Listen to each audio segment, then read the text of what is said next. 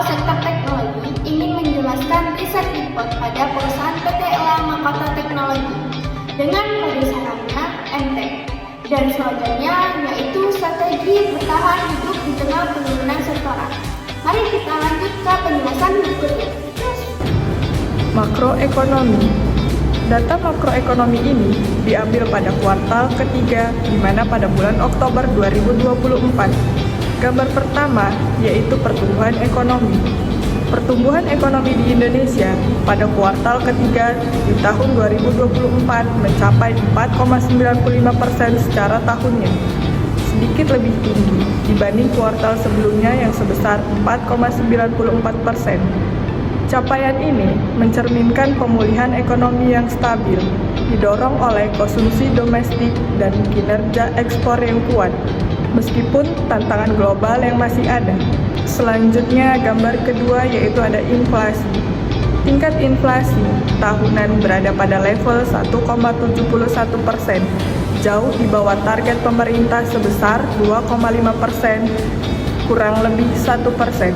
Hal ini menunjukkan kestabilan harga di pasar, yang kemungkinan dipengaruhi oleh kebijakan moneter yang efektif dan terkendalinya harga bahan dan pokok.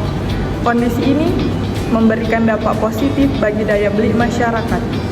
Selanjutnya di gambar ketiga yaitu ada kurs rupiah. Nilai tukar rupiah melemah sebesar 1,93% sepanjang tahunnya, dengan kurs mencapai 15.873 per US dollar. Pelemahan ini disebabkan oleh tekanan global seperti kebijakan moneter ketat di negara maju dan ketidakpastian geopolitik. Namun, cadangan devisa yang kuat membantu menjaga kestabilan di pasar valuta asing. Selanjutnya di gambar keempat yaitu ada BI rate. Suku bunga acuan Bank Indonesia saat ini berada di level 6,00%. Setelah mengalami kenaikan di tahun 2023 dan tahun 2024. Kenaikan ini bertujuan untuk mengendalikan inflasi dan menjaga kestabilitas nilai tukar.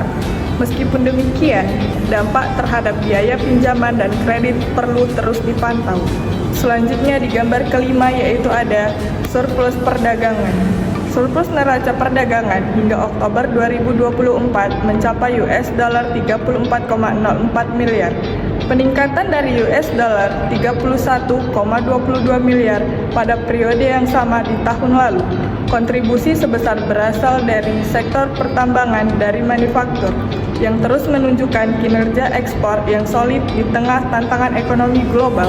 Di gambar keenam yaitu ada defisit transaksi berjalan. Defisit transaksi berjalan pada kuartal ketiga di tahun 2024 tercatat sebesar min 0,6% dari PDB. Angka ini menunjukkan peningkatan dibandingkan kuartal ketiga di tahun lalu yang hanya min 0,12%.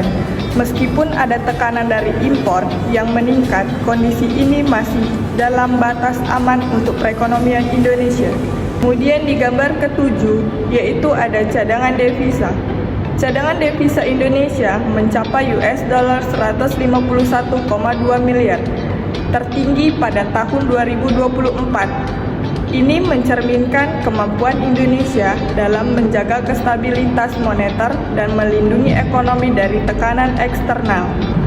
Cadangan yang kuat juga menjadi modal penting untuk mendukung nilai tukar rupiah.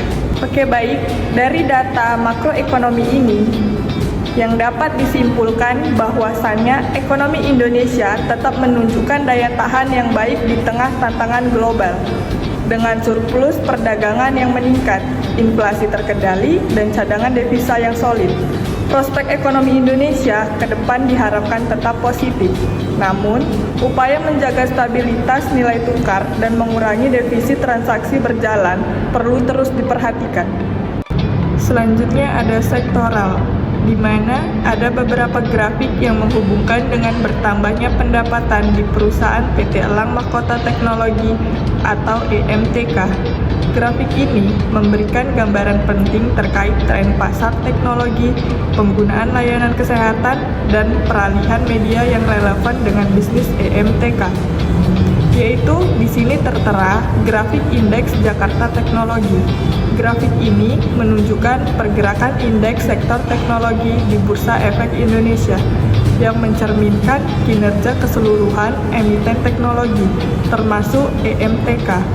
Penurunan dalam indeks Jakarta Teknologi dapat mencerminkan sentimen pasar yang fluktuatif terhadap sektor teknologi. Namun, stabilisasi pada akhir periode menunjukkan potensi pemulihan, didukung oleh inovasi dan transformasi digital yang terus dilakukan oleh perusahaan seperti EMTK. Selanjutnya ada perbandingan pangsa pasar media televisi dan media digital di tahun 2020 dan tahun 2024. Grafik ini menunjukkan pergeseran signifikan dari media televisi tradisional ke media digital. Pangsa pasar televisi menurun, sementara media digital terus meningkat tajam. MTech melalui platform digitalnya seperti video dan bisnis berbasis streaming telah memanfaatkan perubahan ini dengan memperluas ekosistem digital untuk mengimbangi penurunan di media televisi tradisional. Selanjutnya ada grafik penggunaan healthcare di Indonesia pada tahun 2024. Peningkatan signifikan dalam grafik penggunaan layanan kesehatan di Indonesia mencerminkan permintaan yang terus bertumbuh. EMTK melalui influasinya di sektor kesehatan seperti rumah sakit dan layanan digital kesehatan. Diuntungkan oleh tren ini, transformasi digital dan layanan kesehatan menjadi salah satu faktor yang mendukung pertumbuhan. Kemudian ada grafik penggunaan media dan layanan digital di Indonesia di tahun 2024. Peningkatan penggunaan media dan layanan digital mencerminkan tren konsumsi yang bergerak ke arah digitalisasi. MTech yang memiliki bisnis di sektor teknologi dan media digital dapat terus memperkuat posisinya sebagai salah satu pemain utama di pasar ini. Seiring bertambahnya pengguna dan meluasnya akses digital di Indonesia. Oke, baik, dari beberapa grafik yang disampaikan, terlihat bahwa sektor teknologi, layanan kesehatan, dan media digital memiliki peluang pertumbuhan yang signifikan. PT Elang Mahkota Teknologi berada pada posisi yang strategis untuk memanfaatkan perubahan ini dengan fokus pada inovasi dan digitalisasi di seluruh bisnis. Highlighting pada perusahaan PT Elang Mahkota Teknologi Tbk, yaitu yang pertama, ada kondisi makroekonomi mendukung MTech. Dalam laporan disebutkan bahwa indikator makroekonomi seperti pertumbuhan PDB sebesar 4,95% per tahunnya pada kuartal ketiga di tahun 2024 dan inflasi yang terjadi di 1,71% menjadi faktor positif. Cadangan devisa yang tinggi sebesar 151,2 miliar US dollar juga memberikan dasar stabilitas ekonomi untuk operasional perusahaan, ditambah dengan suku bunga acuan BI yang rendah. Yang kedua, ada performa MTech di pasar saham. MTech mengalami tekanan dalam jangka pendek seperti terlihat dari penurunan harga saham dalam waktu satu hari menurun sebesar 0,94% dan dalam satu minggu menurun sebesar 10,26%. Namun, dalam jangka menengah selama 3 bulan, saham MTech menunjukkan pemulihan signifikan dengan kenaikan sebesar 33,25%. Strategi adaptasi perusahaan terhadap tantangan sektor teknologi menjadi salah satu alasan kinerja ini. Yang ketiga, ada prospek dan strategi bertahan MTech. Meskipun sektor teknologi menghadapi tekanan akibat kondisi global, surplus neraca perdagangan Indonesia sebesar 34,04 miliar US dollar mendukung daya tahan sektor ini. MTech diperkirakan tetap menunjukkan ketahanan terkait kombinasi strategi bisnis dan inovatif dan dukungan lingkungan makroekonomi yang stabil. Dapat disimpulkan dari highlighting PT Elang Mahkota Teknologi yaitu pendekatan yang inovatif dan prospek yang menjanjikan. MTech diprediksi dapat terus bertahan bahkan di tengah penurunan sektoral. Hal ini menunjukkan posisi Emtek sebagai perusahaan teknologi dengan fundamental yang kuat di Indonesia. Selanjutnya ada Emtek Stock Price Date. Harga akhir sebesar Rp525, kemudian harga tertinggi sebesar Rp625, harga terendah sebesar Rp350, dan yang terakhir jumlah saham beredar sebesar 61,39 miliar. Emtek Stock Price Performance dalam satu hari sebesar min 0,94% dan dalam satu minggu sebesar min 10,26% dan dalam satu bulan mengalami kenaikan sebesar 7,58%. Dalam 3 bulan mengalami kenaikan sebesar 33,25% dan dalam per tahunnya sebesar min 11,02%. Kemudian ada tabel pendapatan dari PT Elang Mahkota Teknologi Tbk. Pendapatan Emtek di tahun 2023 dan tahun 2024. Terdapat perubahan dalam pendapatan Emtek di berbagai segmen, yaitu yang pertama ada pendapatan di media yang mengalami penurunan dari 4,06 triliun rupiah di tahun 2023 menjadi 2,68 triliun rupiah di tahun 2024, mencerminkan tantangan dalam industri periklanan. Kemudian ada pendapatan kesehatan, turun dari 1,52 triliun rupiah di tahun 2023 menjadi 1,16 triliun rupiah di tahun 2024. Hal ini memungkinkan terkait dengan perubahan pola konsumsi layanan kesehatan. Kemudian ada pendapatan produk. Pendapatan produk menurun signifikan dari 308,5 miliar rupiah menjadi 168,25 miliar rupiah. Kemudian ada pendapatan layanan. Meskipun pendapatan lain menurun, segmen jasa menunjukkan peningkatan dari 131,3 miliar rupiah menjadi 157,6 miliar rupiah, menunjukkan potensi sektor jasa sebagai pendukung utama. Kemudian ada tabel kinerja dalam kuartal ketiga di tahun 2024. Data kuartal ketiga menunjukkan pergerakan, yaitu ada revenue atau pendapatan di kuartal ketiga meningkat secara kuartal sebesar 21,4% dan per tahunnya sebesar 27,9%, menandakan potensi pemulihan. Kemudian ada gross profit atau pertumbuhan secara kuartal sebesar 9,1% dan per tahunnya sebesar 38,1% yang menunjukkan efisiensi operasional. Kemudian ada EBITDA, menurun secara kuartal sebesar min 48,9%, meskipun ada peningkatan per tahunnya sebesar 233%. Hal ini menunjukkan tantangan dalam menjaga margin keuntungan operasional. Dan yang terakhir ada net profit, yaitu penurunan signifikan per kuartal sebesar min 368,2% dan per tahunnya sebesar min 372,9%, yang mungkin mencerminkan tekanan eksternal atau biaya operasional yang tinggi. Dan terakhir yaitu ada gambar peta peluang penetrasi internet berdasarkan wilayah di tahun 2024, di mana tingkat penetrasi internet di Indonesia menunjukkan di paritas Jawa memiliki tingkat penetrasi tertinggi, yaitu sebesar 83,64% dan kontribusi sebesar 57,82%. Pulau-pulau lain seperti Sumatera sebesar 77,34% dan Kalimantan sebesar 77,42% juga menunjukkan penetrasi yang baik.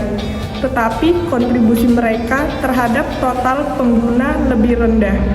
Wilayah seperti Maluku dan Papua memiliki tingkat penetrasi lebih rendah sebesar 69,91% dan kontribusi hanya sebesar 3,79%. Data ini menunjukkan peluang pertumbuhan pasar digital MTech di luar Jawa melalui strategi ekspansi dan digitalisasi di wilayah-wilayah dengan kontribusi lebih rendah. Oke, baik, dari beberapa tabel dan gambar yang sudah saya jelaskan, dapat disimpulkan bahwa meskipun MTech menghadapi tantangan menurun pendapatan di beberapa segmen, terdapat peluang di sektor jasa dan peluang pasar digital melalui penetrasi internet yang harus berkembang. Dengan strategi adaptasi yang kuat, MTech berpotensi memperbaiki kinerja di masa mendatang. Selanjutnya yaitu profil perusahaan PT Elang Mahkota Teknologi Tbk atau MTech. Adalah sebuah perusahaan investasi terkemuka di Indonesia yang bergerak di bidang media, teknologi, dan layanan digital. Perusahaan ini didirikan pada 3 Agustus 1983 dengan yang dulunya namanya PT Elang Mahkota Komputer dan awalnya hanya berfokus pada layanan penyediaan solusi komputer. Seiring perkembangan teknologi dan industri media, perusahaan ini berekspansi menjadi konglomerat yang bergerak di berbagai sektor.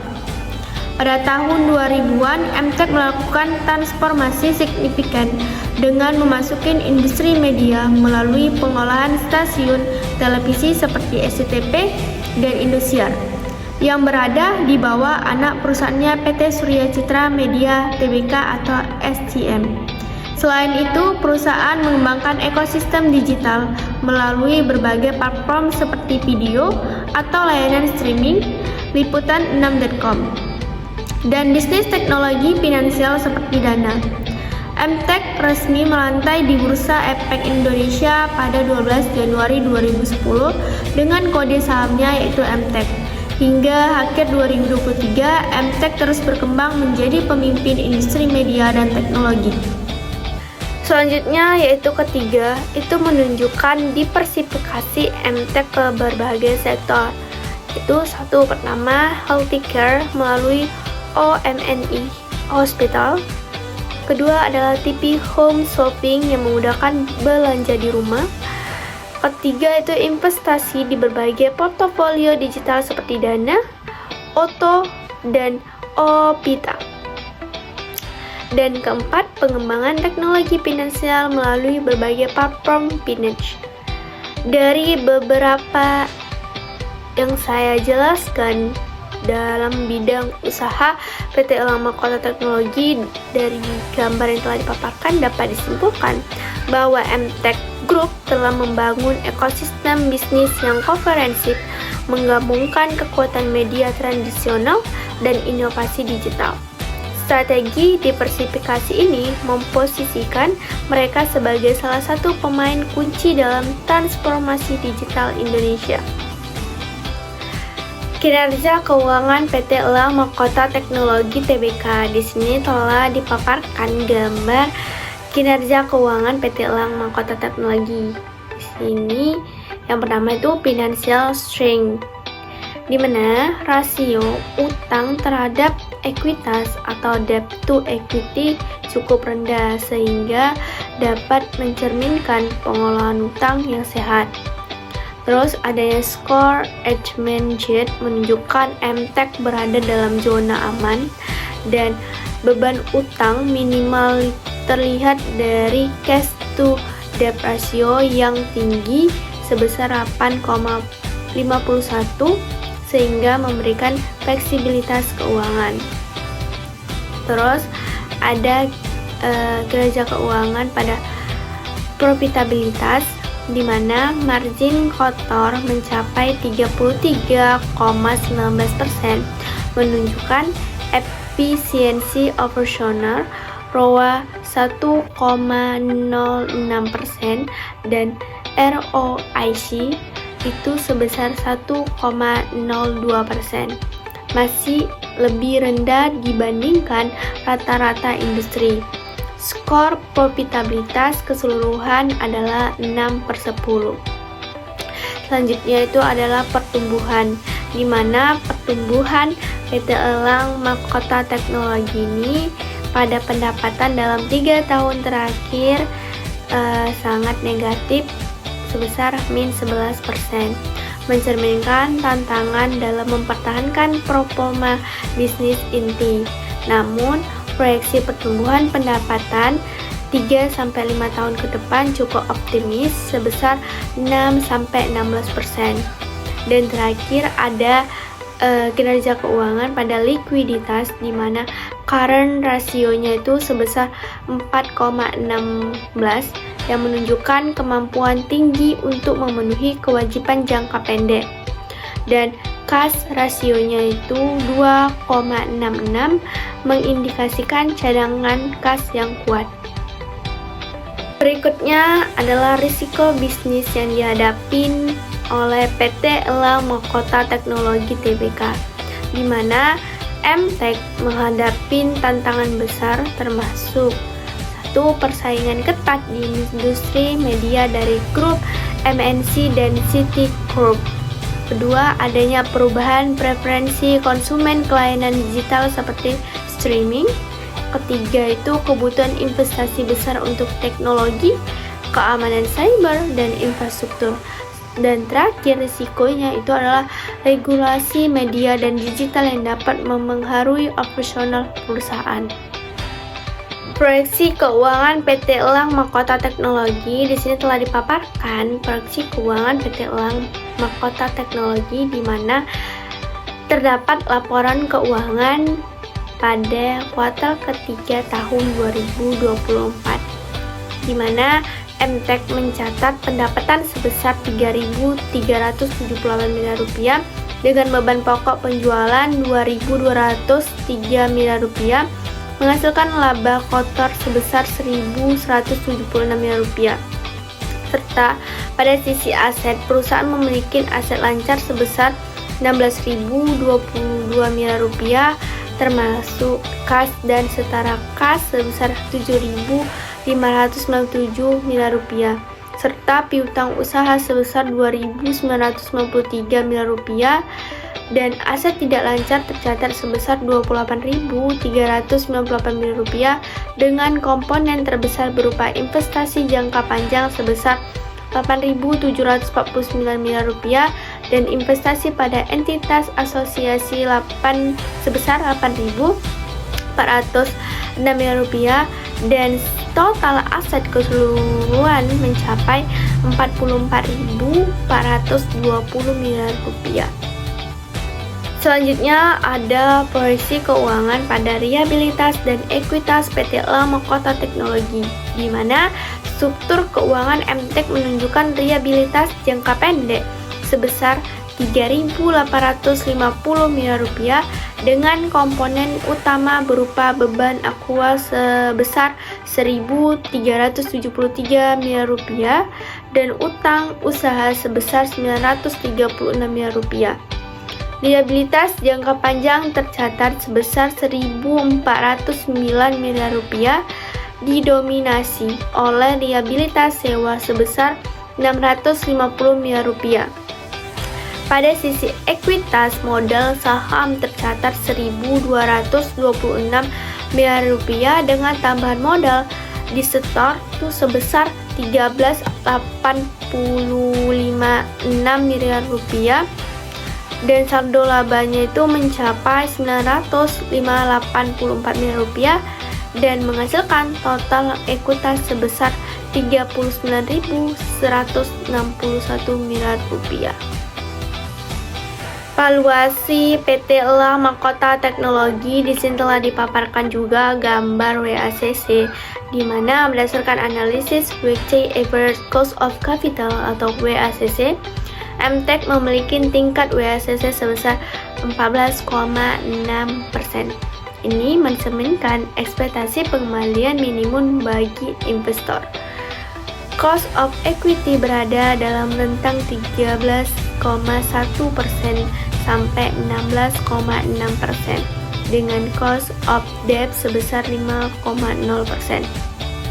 Struktur modal MTEK didominasi ekuitas dengan rasio debt to equity hanya 0,03. Tingkat pajak berada antara 11% sampai 26,2%. WACC ini menjadi acuan penting dalam menilai proyek investasi di mana return yang dihasilkan harus melampaui WACC untuk menciptakan nilai tambah. Selanjutnya di sini adalah analisis SWT PT Elang Mahkota Teknologi, dan di sini saya akan menjelaskan secara singkat bagaimana analisis SWT pada perusahaan ini. Yang pertama itu pada kekuatan, MTEK terletak pada portofolio bisnis yang beragam dalam sektor media dan teknologi, dalam kepemilikan stasiun TV terkemuka, serta infrastruktur teknologi dan kapasitas finansial yang kuat. Dan kelemahannya itu mencakup ketergantungan tinggi pada pendapatan iklan konvensional dan biaya operasional yang besar. Terus ada peluang itu meliputi pertumbuhan pasar digital dan streaming di Indonesia seperti potensi ekspansi ke Asia Tenggara. Serta yang terakhir itu ancaman untuk perusahaan PT Elang Mahkota Teknologi ini utamanya itu pada persaingan ketat dan risiko keamanan cyber. Selanjutnya yaitu target harga pada saham PT Elang Mahkota Teknologi. Di sini telah dipaparkan grafik saham PT Elang Mahkota Teknologi. Bahwasan target harga untuk saham Elang Mahkota Teknologi dalam 1 tahun diproyeksikan sebesar Rp540, menunjukkan tidak ada perbedaan antara estimasi harga maksimum dan minimum. Keduanya berada di angka Rp540 yang mengindikasikan proyeksi stabil. Rekomendasinya yaitu netral hingga spekulatif. Membeli jika saat ini harga saham berada di bawah target Rp540. Saham ini dapat dipertimbangkan untuk dibeli sebagai bentuk spekulasi, terutama jika ada sentimen positif terkait kinerja perusahaan. Terus, risk management, di mana tren penurunan sebelumnya dapat menjadi pertimbangan risiko bagi investor jika tidak ada perubahan fundamental positif dan potensi upside bisa terbatas. Itu dia video riset report pada perusahaan PT Elang Mahkota Teknologi. Kami pamit undur diri, sekian dan terima kasih.